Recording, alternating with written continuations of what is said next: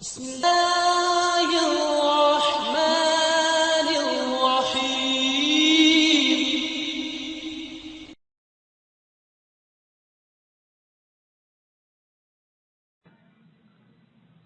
الحمد لله والسلام على عباده الذين اصطفى.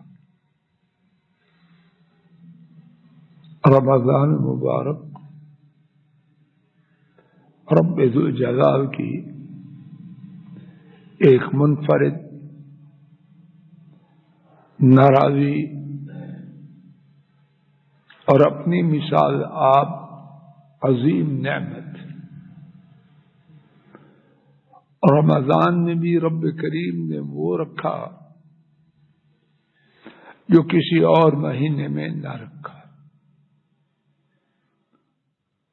انہی نعمتوں میں سے جو رب العالمین نے رمضان میں اپنے ایمان والے بندوں کو عطا فرمائی وہ رمضان کی مبارک مقدس برکتوں اور سعادتوں والی راتیں ہیں.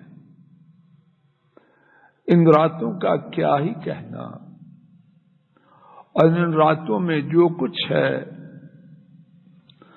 ان تمام کیا احاطہ رب ذوالجلال کے سوا کون کر سکتا. انہی باتوں میں سے ایک بات کہ سارے سال میں تہجد ایسی عظیم عبادت جو رات کے آخری حصے میں ادا کی جاتی ہے، رب کریم نے اپنی رحمت سے ہم ایسے کمزور بندوں کے لیے اس کو رات کے ابتدائی حصہ میں منتقل فرما دی. اللہ والے جو عبادت رات کے آخری حصہ میں کرتے ہیں وہ ہم ناکاروں کے لیے رمضان کے ابتدائی حصہ ہی میں کرنا مشروع ہو گیا. اس رات میں رمضان کی راتوں میں جو آغاز رات ہی میں عشاء کے بعد تراویح پڑھی جاتی ہے، اس کے 4 نام ہیں: تراویح، تہجد، قیام اللیل اور قیام رمضان. بعض حضرات علماء نے انہیں جدا جدا تہجد اور تراویح کو جدا جدا نمازیں قرار دیا ہے. محدث شیخ انور شاہ کشمیری رحمہ اللہ بیان کرتے ہیں کہ حقیقت میں یہ دونوں ایک نماز ہے. ان میں 3 باتوں میں فرق ہے، اور وہ 3 باتیں یہ ہیں کہ تراویح ابتدائی رات میں اور تہجد آخری رات میں. نمبر 2، تراویح جماعت کے ساتھ اور تہجد منفرد. اور تیسری بات، تراویح سال میں 1 ماہ اور تہجد سارا سال. پھر فرماتے ہیں حقیقت میں یہ ایک ہی نماز کے 2 نام ہیں. اور اس کی شان و عظمت کیا ہے تراویح کی؟ میرے ساتھ 3 احادیث ایک ایک کر کے باہوالا اختصار سے سماعت فرمائی. امام بخاری اور امام مسلم نے سیدنا ابو ہریرہ رضی اللہ عنہ سے روایت کیا، نبی کریم صلی اللہ علیہ وسلم نے فرمایا: من قام رمضان ایمانا واحتسابا غفر له ما تقدم من ذنبه. جس نے اللہ تعالی کے ساتھ ایمان لاتے ہوئے اور ثواب کے لیے رمضان کی راتوں میں قیام کیا، اس کے گناہوں کو معاف کر دیا گیا. دوسری حدیث حضرات ائمہ ابو داؤد، ترمذی، نسائی، ابن ماجہ اور ابن ابی شیبہ نے 5 محدثین نے اسے روایت کیا۔ سیدنا ابو ذر رضی اللہ تعالی عنہ وہ روایت کرتے ہیں، نبی کریم صلی اللہ علیہ وسلم نے فرمایا، من قام مع الامام حتى ينصرف كتب له قیام اللیل۔ جس شخص نے امام کے ساتھ قیام کیا یہاں تک کہ امام فارغ ہو گیا، 2 رکعتیں پڑھ کے 4 رکعتیں پڑھ کے کھسکا نہیں، امام کے ساتھ قیام کیا ابتدا سے انتہا تک، کیا ہے اس کے لیے؟ فرمایا اس کے لیے ساری رات کی عبادت کا ثواب لکھا جاتا۔ دیکھیے تراویح کی شان، گھنٹہ، سوا گھنٹہ یا 1.5 گھنٹہ تراویح میں صرف کیا اور اللہ کے ہاں پوری رات کا قیام لکھا گیا۔ تیسری حدیث، حضرات ائمہ احمد، ابن ابی الدنیا، طبرانی، بہقی اور حاکم نے اس حدیث کو روایت کیا 5 محدثین۔ سیدنا ابن عمرو رضی اللہ عنہما نے بیان کیا، نبی کریم صلی اللہ علیہ وسلم نے فرمایا، الصیام والقرآن یشفعان للعبد یوم القیامہ۔ روزے اور قرآن کریم بندے کے لیے روز قیامت شفاعت کریں گے، اور معلوم ہے روز قیامت شفاعت وہ کرے گا جس کو اللہ اجازت دے گا۔ من ذا الذی یشفع عندہ الا باذن، کون ہے جو ان کے حضور ان کی اجازت کے بغیر شفاعت کرے؟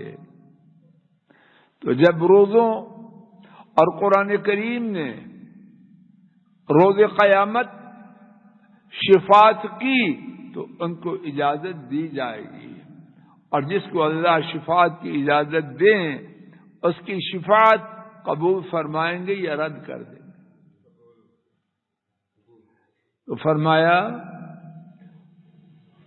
روزے کہیں گے، اے رب منعتہ الطعام والشہوات بالنہار، اے میرے رب میں نے اسے دن کو کھانے سے روکا اور شہوتوں کے پورا کرنے سے روکا۔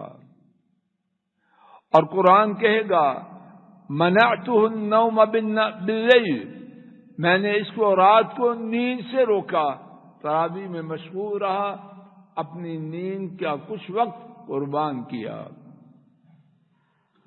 اب وہ دونوں شفاعت کریں گے۔ نبی کریم صلی اللہ علیہ وسلم نے فرمایا فیشفعان، ان دونوں کی شفاعت کو قبول کیا جائے گا۔ اب جب تراویح والا، روزوں والا، اس کے بارے میں دونوں کی شفاعت قبول ہوئی، قرآن کریم کی اور روزے کی، تو اللہ کے فضل و کرم سے کہاں جائے گا؟ اللہ کی جنتوں میں۔ آخری بات، اور اسی پہ انشاءاللہ بات ختم، تراویح کی تعداد، اس کی رکعتوں کی تعداد کتنی ہے؟ حضرات علماء نے اس بارے میں متعدد آراء اور اقوال پیش کیے ہیں، لیکن جناب نبی کریم صلی اللہ علیہ وسلم کے بارے میں جو ثابت ہے بغیر کسی شک و شبہ کے، 8 محدثین نے اسے روایت کیا۔ امام مالک، امام احمد، حضرات ائمہ ابو داؤد، ترمذی، نسائی، ابن ماجہ اور امام بہقی، 8 محدثین نے اما عائشہ رضی اللہ عنہا سے روایت کیا۔ ان سے پوچھا گیا رمضان میں نبی کریم صلی اللہ علیہ وسلم کی نماز کے بارے میں، انہوں نے جواب دیا کہ نبی کریم صلی اللہ علیہ وسلم رمضان میں اور رمضان کے علاوہ 8 رکعت نفل اور 3 رکعت وتر پڑھتے تھے اور اس سے زیادہ نہ کرتے تھے. اور یہ بات 8 محدثین حضرات ائمہ مالک، احمد، بخاری، مسلم، ابو داؤد، ترمذی، نسائی، ابو داؤد، ترمذی، نسائی اور امام بہقی نے روایت کی. اور بیان کرنے والی حضرت صلی اللہ علیہ وسلم کی زوجہ محترمہ ام المؤمنین ہے. نبی کریم صلی اللہ علیہ وسلم نے ساری زندگی 3 رات تراویح کی جماعت کروائی اور اس کے بعد اس لیے تراویح کی جماعت کو چھوڑ دیا کہ صحابہ کی شوق کی وجہ سے کہیں وہ فرض نہ ہو جائے. ان 3 راتوں میں جیسا کہ 4 محدثین نے روایت کیا، حضرات ائمہ ابن نصر، ابن خزیمہ، ابو یعلا اور ابن حبان، 4 محدثین نے روایت کیا. حضرت جابر رضی اللہ عنہ اس کے راوی ہیں کہ نبی کریم صلی اللہ علیہ وسلم نے 8 رکعت تراویح پڑھائی. اس سلسلے میں عام طور پر مشہور یہ ہے کہ سیدنا عمر بن خطاب رضی اللہ تعالی عنہ نے 20 رکعت پڑھائی. یہ ثابت نہیں، یہ ثابت نہیں. ثابت جو ہے وہ سماعت فرما لیجیے اور اسی پر بات ختم ہے. 3 محدثین حضرات ائمہ مالک، سعید بن منصور اور ابن ابی شیبہ، بات سمجھے، 3 محدثین مالک، سعید بن منصور اور ابن ابی شیبہ، 3 محدثین نے الصائب بن یزید سے روایت کیا رحمہ اللہ.